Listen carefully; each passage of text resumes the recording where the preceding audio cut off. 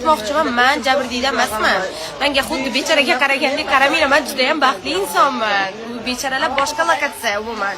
Meni manzilim вообще baxtli manzil. Dim bor, yaxshi ko'rgan insonim bor hayotimda, yaqin insonlarim bor, onam bor. Ana xuddi bechoraga qaragandek, yaxshimisiz? O'zingiz yaxshi his qilyapsizmi? Ana jabrdiydan qalbim deyotgan odamga qaragandek qarayapti-yu, unaqa emas. Men juda ham baxtliman. Chunki u mendan keyin ham birinchi uylanish emasdan bizda juda ham ko'p vaqt bo'lgan. Biz 1 yil, deyarli 1 yilga yaqinlashdi biz ajrashganimizga.